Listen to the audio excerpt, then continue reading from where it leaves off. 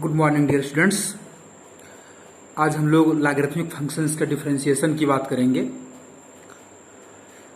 But उसके पहले हम लोगों को लॉगरिथमिक फंक्शंस के बारे में भी जानकारी होनी चाहिए और जो प्रॉपर्टीज़ उसकी हैं उसके बारे में भी पता होना चाहिए।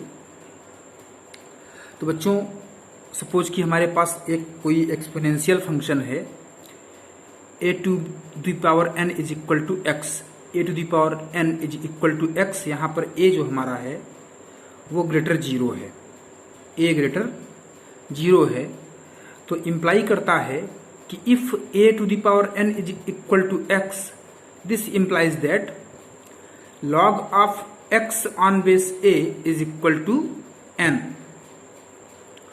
What does it mean? इसका मतलब क्या है? a to the power n is equal to x अगर है तो इम्प्लाई कर रहा है कि log of x on base a is equal to n। अब इसका मतलब क्या है? log of x on base a का मतलब क्या है? log of x on base a का मतलब हो गया कि a पर हम कितना पावर रेज करें कि हमें x मिल जाए।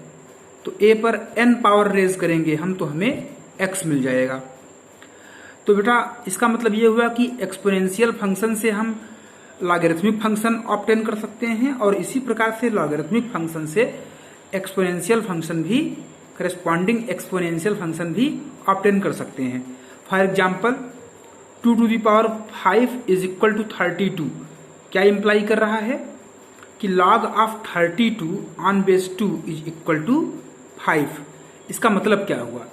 इसका मतलब यह है log ऑफ 32 ऑन बेस 2 का मतलब यह है कि हम 2 पर कितना पावर रेज करें कि वैल्यू हमें 32 मिल जाए। तो वो वैल्यू है 5। 2 के ऊपर हम 5 पावर रेज करेंगे तो हमें 32 मिल जाएगा। ठीक है। अब we can generate log of x from a to the power x and a to the power x फ्रॉम log ऑफ x। अब ये इम्प्लाई क्या कर रहा है? ये इम्प्लाई करता है कि a to the power x and log of x are inverse of each other.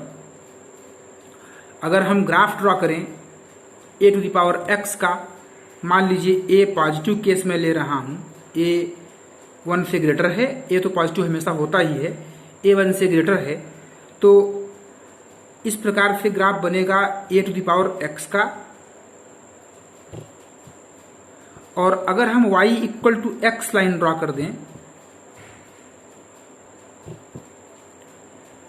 y equal to x line, तो y equal to x line को हम मिरर मानेंगे तो a to the power x का जो इमेज मिलेगा वो कुछ इस प्रकार से मिलेगा।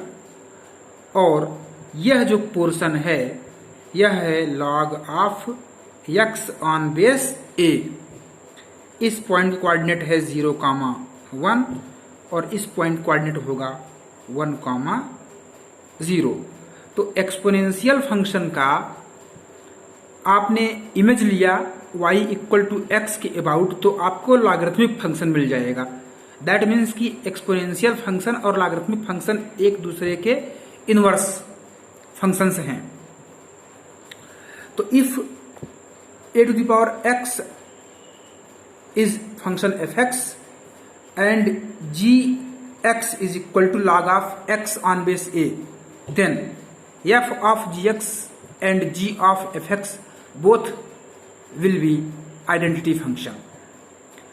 From this we can find a to the power log of x on base a is equal to x, because f of gx मतलब क्या? f of gx का मतलब हो गया कि a to the power gx equal to x, because f x है a की power x, f के अंदर आर्ग्यूमेंट gx आएगा तो a की पावर gx हो जाएगा।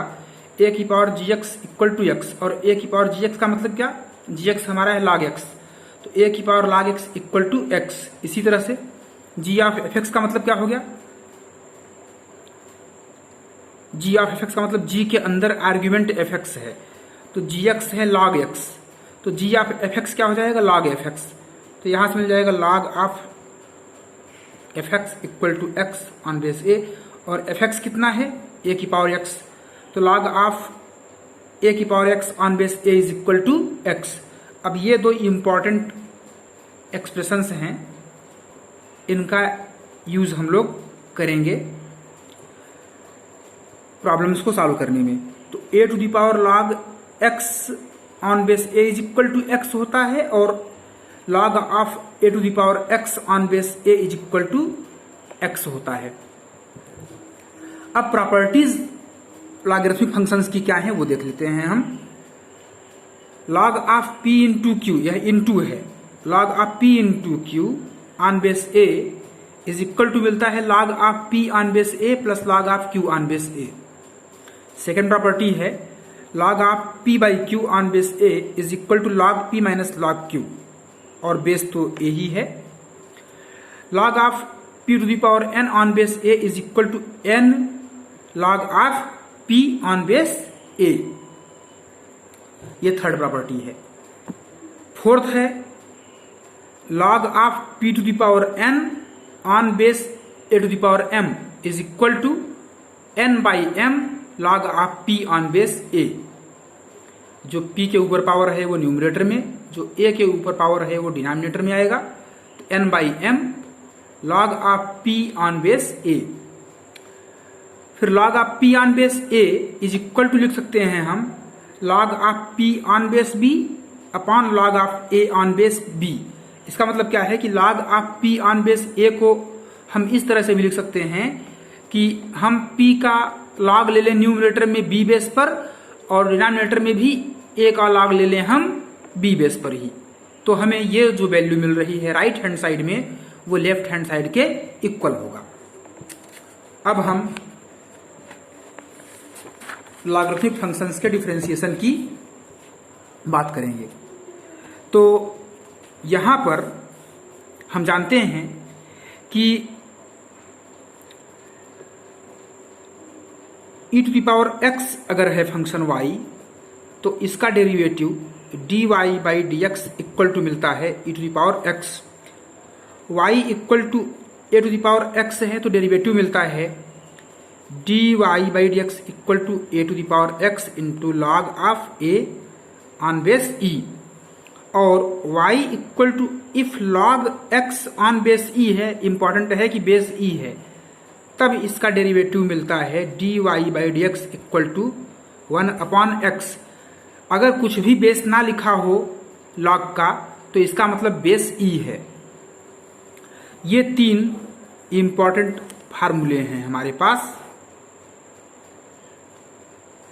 अब अगर हम y equal to log of x on base 10 अगर हमें चाहिए तो हम इसको लिख सकते हैं इक्वल टू प्रॉपर्टी नंबर 5 से log of x on base e कर दें और upon log of 10 on base e। That means x को हम e बेस पर न्यूमरेटर में रख दें, log x का log e बेस पर न्यूमरेटर में और 10 का भी log e बेस पर डिनोमिनेटर में। तो ये वैल्यू इसके इक्वल होगी।